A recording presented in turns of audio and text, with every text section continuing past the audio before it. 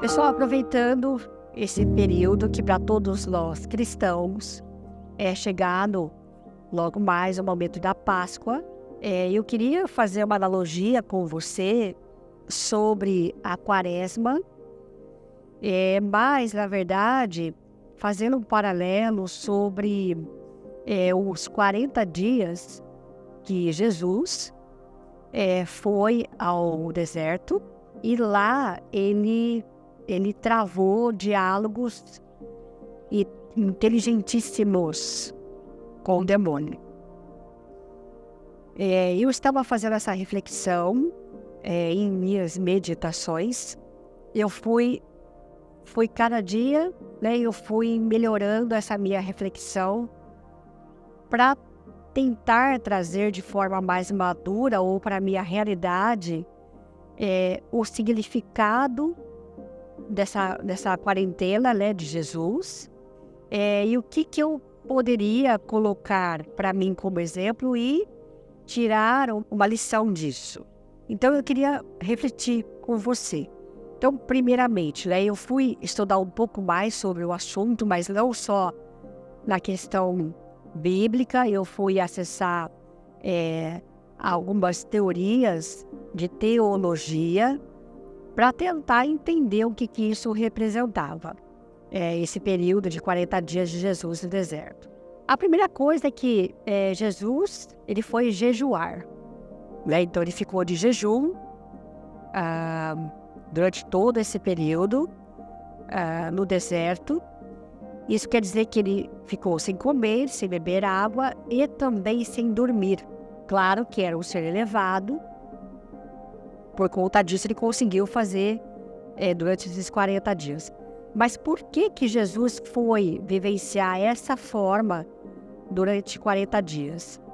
Quando nós estamos em jejum absoluto de água e comida e sono, principalmente, nós começamos a ter a expansão da consciência.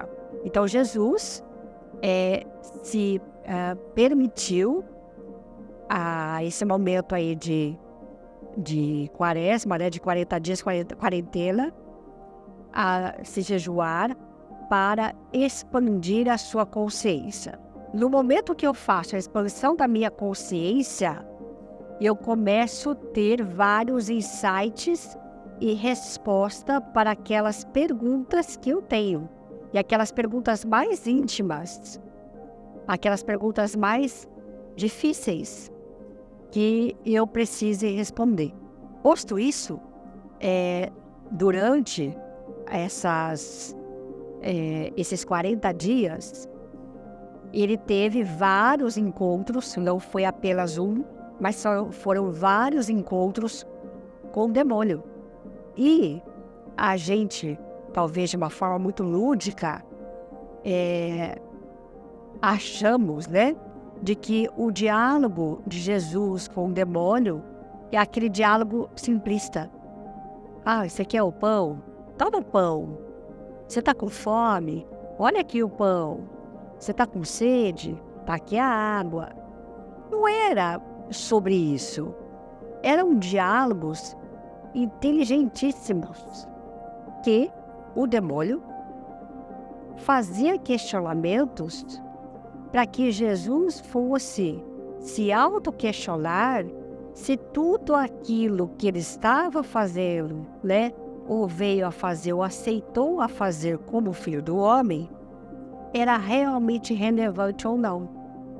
Essas tentações que é dito, né, durante esse período de quarentena de Jesus, são tentações legítimas, que, trazido hoje para o nosso dia a dia, para a nossa atualidade, são o nosso deserto.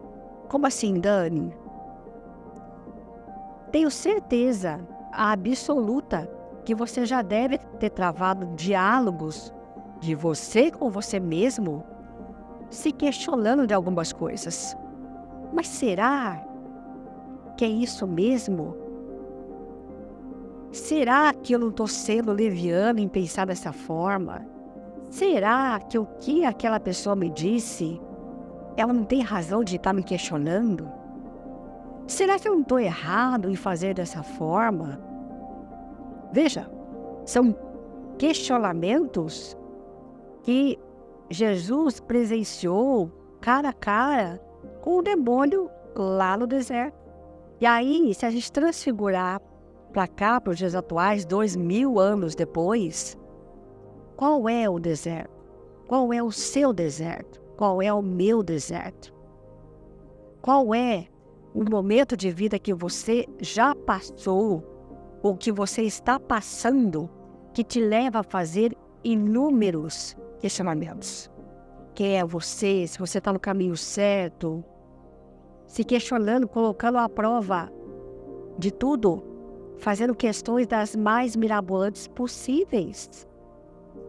E muitas vezes a mesma pergunta vir várias vezes, que é a tentação. Quantas vezes nós não temos crenças limitantes que a gente se subjuga, a gente se questiona, a gente se diz até da síndrome do impostor, se somos capazes ou não? Quantos diálogos internos nós já não travamos com a gente mesmo? E isso, de forma metafórica, foi o que Jesus foi buscar no deserto. Foi travar esses diálogos internos que todos nós temos, porque Jesus veio como homem, não é? Então ele sentiu a mesma coisa que nós sentíamos. Ele chorou como a gente chorou. Ele se revoltou como a gente se revoltou, ou se revolta às vezes. Chorou, teve raiva, teve medo, como a gente também tem.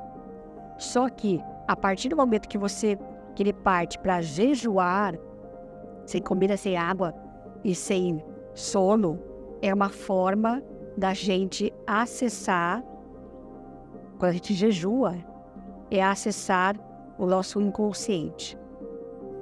Ah, Dani, então por que algumas pessoas fazem jejum?